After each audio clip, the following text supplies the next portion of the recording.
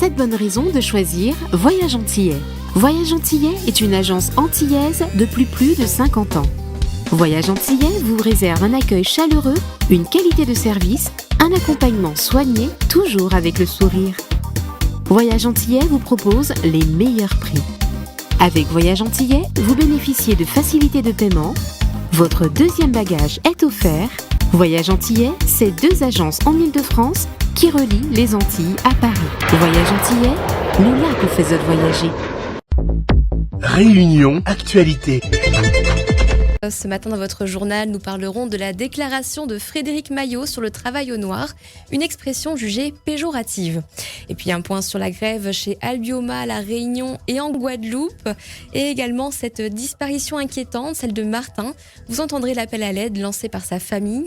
Côté météo, un week-end chaud et humide à La Réunion, des températures en forte hausse et une atmosphère moite. Toutes vos prévisions sont à retrouver en fin d'édition. Mais tout d'abord, ce coup de feu à la possession où une personne aurait été touchée. Les événements se seraient produits ce matin tôt, aux alentours de 5h du matin, dans le quartier de Moulin-Joly. On nous signalait au service radioguidage de Freedom que la route à côté du McDonald's était bloquée et la victime se trouverait dans un état grave. Elle aurait été transportée à l'hôpital de Saint-Pierre. Écoutez. On parle de chez moi. Ce matin, c'est pas fait pas un drame, mais on ne sait pas si la personne est entre la vie et la mort. Il y a eu un coup de fusil. Ce couteau, je vois un petit peu la personne qui entre la vie et la mort. C'est un ami. Je connais un petit peu ses parents, tout ça. C'est un ami. Ça m'a vraiment choqué. Vraiment, je me dis, qu'est-ce qui s'est passé? Oh là là là. Et la personne a pris la fuite. On a bien vu. J'étais en train de prendre un pénière sur mon balcon. Comme il fait tellement chaud. J'ai vu la personne qui a pris sa voiture avec son flingue et c'est parti. On m'a dit que c'est quelqu'un qui habite ici, mais c'est un personne du pont. De loin, j'ai vu la personne qui a pris la fuite. Et la personne qui a eu le coup de fusil, ils ont transféré à Saint-Pierre, je crois. C'est un état grave. Oui. C'est très, très, très chaud. Hein. Ah là là, très, très chaud. Et l'agresseur présumé aurait pris la fuite selon le témoignage de notre auditrice. Mais toutes vos informations sont attendues au 02 62 41 51 51, le service radioguidage de Freedom.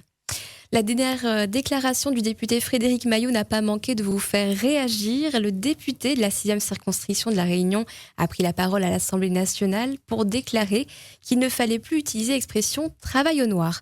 Selon lui, cette expression aurait une connotation négative. On l'écoute.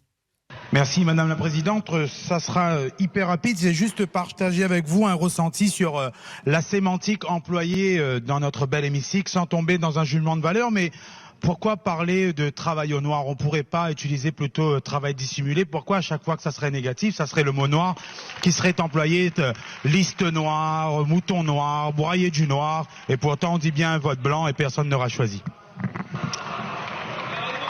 Je vous remercie.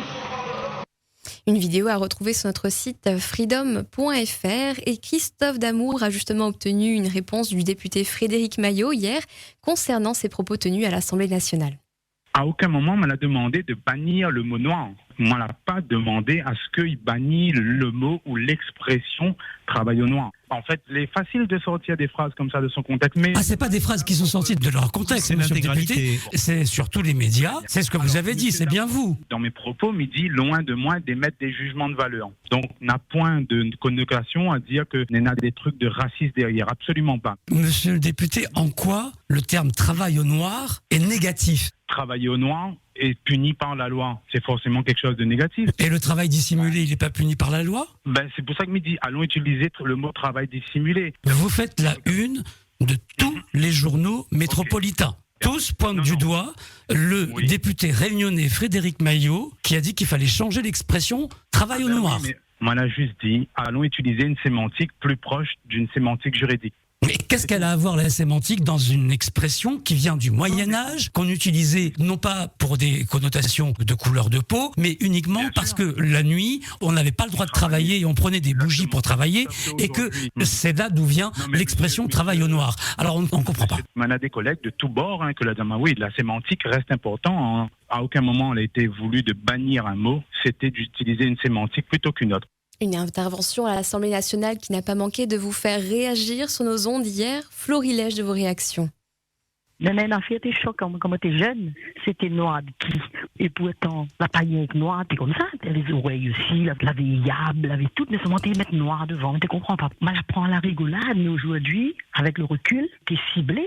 L'histoire du travail noir, à l'époque, quand ça a été créé, il n'y avait pas tous ces problèmes de racisme comme maintenant, quoi. Aujourd'hui, ça fait réagir. En fait, ça c'est pour grouper l'ennemi, en fait. Là, on va parler de travail noir, et puis on va pas parler des députés qui achetaient de la drogue dans le métro. La ville est chère, de monde a problème de logement, et on n'a pas trouvé d'autres choses à dire que travail noir. On s'en fout de ça, franchement. On n'a pas d'autres choses à défendre. C'est vraiment de la connerie, n'empêche. Là, on est descendu bien bas dans la médiocrité, hein. Mais un travail noir, c'est un travail noir. Soit le maillot, il est né à Réunion, il est devenu frustré par la couleur. Un mouton noir, c'est une expression. Ça sert un peu à rien, quoi. Il y a d'autres problèmes. Aujourd'hui, on est en faillite. La France est en faillite. Et un bouc, les payer 8 000 € par nous, les propose rien qu'à faire comme ça. Et ben donc, il faut pas dire canard, les noirs. Hein. Alors, mon canard est mal fichu. Mais ta matière grise, là, chapé. Avec ses propositions futiles.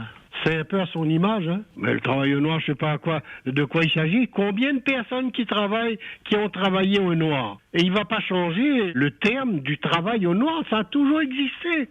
Et vous pouvez continuer à réagir, bien sûr, dès la fin de ce journal au 02 62 99 12 00. Les planteurs vont-ils descendre dans la rue ? Dès lundi, les planteurs prévoient de bloquer les routes de l'île en protestation à la grève d'Albioma. Une grève qui leur empêche de livrer leurs cannes. Alors Dominique Klein est au micro de Christophe Damour. Il explique les raisons de ce mouvement de colère chez les planteurs. Ça va être impossible lundi matin de livrer les cannes. Et nous, on va se mobiliser pour descendre dans la rue, hein, c'est sûr et certain. Dès lundi matin, je pense qu'il y aura le bordel. Hein. Là, les planteurs, vous êtes vous aussi victimes de ce mouvement de grève, si je comprends bien. Là, on est victime à 100%. Hein. On ne peut pas livrer, on ne peut pas travailler. Toutes les machines sont à l'arrêt. Ça devient insupportable. On n'arrive pas à trouver des compromis avec ces dirigeants. Ça devient très compliqué. Hein. Là, je vous confirme que toutes les machines sont stoppées là. Mais c'est grave, ça veut dire qu'on peut s'attendre à une grosse coupure électrique. On verra dans la suite, dans la journée. Je pense qu'il y aura des surprises dans tous les cas. Hein. Dominique Klein, représentant des planteurs de l'UPNA. La grève chez Albioma pénalise les planteurs de l'île et Jean-Michel Moutama représente un syndicat de planteurs, la CGPER. Pour lui, bloquer la circulation avec des tracteurs n'est pas une solution. Et hier, il rencontrait pour la première fois le directeur d'Albioma Océan Indien, Geoffroy Mercier. Il est au micro de Christophe Damour, on l'écoute. C'est la première fois qu'on rencontrait M. Mercier, le directeur général de Albioma Océan Indien. Il y avait les grévistes, les représentants des grévistes autour de la table. On a échangé. Ce qui est sorti, nous, par rapport à cette situation-là, c'est qu'on a été très, très, très étonnés d'entendre que M. Mercier n'a pas délégation de pouvoir pour échanger avec ses grévistes par rapport à leurs revendications, pour échanger avec les grévistes de son entreprise. Donc un directeur qui dirige une entreprise doit avoir une délégation pour pouvoir échanger avec ses salariés. C'est l'entreprise, le siège de Métropole qui doit discuter sur les revendications que demandent les salariés. On nous prend vraiment pour des cons. Jean-Michel Moutama qui était au micro de Christophe Damour. Et concernant cette grève, Yannick faisait le point avec nous sur la situation en Guadeloupe. Il nous disait qu'il y avait eu un blackout sur tout le département. Les Guadeloupéens se sont retrouvés plongés dans le noir suite à la grève d'Albioma. Excusez-nous pour la qualité sonore, les appels avec la Guadeloupe sont actuellement difficiles. Effectivement, nous faisons face à un blackout généralisé sur la Guadeloupe, c'est-à-dire qu'il y a du courant absolument dans aucune prise. Tous les Guadeloupéens branchés sur le réseau public sont privés d'électricité. À part ceux qui ont un hauteur, c'est EDF qui distribue l'électricité et il y a différentes unités de production. Et là, actuellement, selon ce que j'ai pu comprendre que le média local a diffusé dernièrement, c'est que tous les moteurs actuellement en Guadeloupe seraient en arrêt. Ce qui cause effectivement actuellement le fait du blackout généralisé. Habituellement, nous sommes soumis à des coupures de 4 heures de temps. Là, on ne sait pas pour combien de temps c'est pas. Ça peut être 4 heures, 6 heures, 8 heures, 12 heures, une journée. On ne sait pas encore à quelle sauce on sera mangé. C'est assez anxiogène. Selon les informations qu'on a, ça viendrait de la grève et de la coupure volontaire des moteurs. Et nous prendrons des nouvelles de nos amis guadeloupéens dans le courant de la journée, puisqu'un couvre-feu aurait été décrété cette nuit. Freedom, il est 7h passées de 40 minutes et bonne matinée à notre écoute. Et puis cette inquiétante disparition, Cécile lançait l'appel hier sur notre antenne concernant la disparition de son père Martin Waro Arsène. Il n'a plus donné de signe de vie depuis jeudi en fin d'après-midi où il a été aperçu dans les rampes du Wacky à Saint-Louis. Il serait parti sans téléphone portable depuis la ravine des Cabris. Mais cet homme est porteur d'handicap et c'est donc inquiète que sa fille témoignait. Il s'agit de mon papa. Voilà, il a disparu à l'heure qu'il est. On n'a toujours pas de nouvelles. Il est parti vers le Wacky à pied. Et il faut savoir qu'il est épileptique, porteur de handicap. Et il a de gros problèmes cognitifs. Comme il n'a pas eu ses médicaments, c'est quand même un petit peu inquiétant. Les dernières infos que j'ai eues, il était dans les rangs du Wacky. Il est métis créole. 1m63 environ, 58 kilos. Il porte une casquette rouge. Il est habillé d'une veste grise et noire et d'un pantalon jean noir. Et il marche avec un bâton. Mais hier, aux alentours de 18h, Cécile nous racontait qu'elle avait eu un signalement de son père à la plaine des Cafres. Écoutez. On a eu un appel pour nous dire qu'il était sur la plaine des Caves. Donc du coup, là, on se rend sur place pour le récupérer. Comment cet appel vous est arrivé? Comment la personne a su? Par l'intermédiaire d'une amie, en fait. Donc votre papa serait parti de la ravine des Cabris, il aurait été il y a tout juste 24 heures du côté du Wacky, et là il aurait été vu à la plaine des Cafres. Voilà, exactement. Là, il est au niveau de l'horloge à la plaine des Cafres. Et pour le moment, nous n'avons pas de nouvelles de Martin ou de sa fille Cécile. Nous tâcherons de les appeler dans la matinée. La belle-mère d'Atoumani avait disparu également depuis jeudi. Niswati, âgée de 76 ans, était introuvable depuis le 24 octobre. Elle n'était pas revenue de sa marche quotidienne, mais c'est juste avant ce journal que nous avons appris qu'elle a été retrouvée hier dans le secteur du Petit Marché. Elle a retrouvé ses proches et tout va bien. Et puis, concernant le baromètre d'hier, il portait sur la musique créole. Est-ce que vous en écoutez tous les jours? Plutôt des chansons récentes ou anciennes?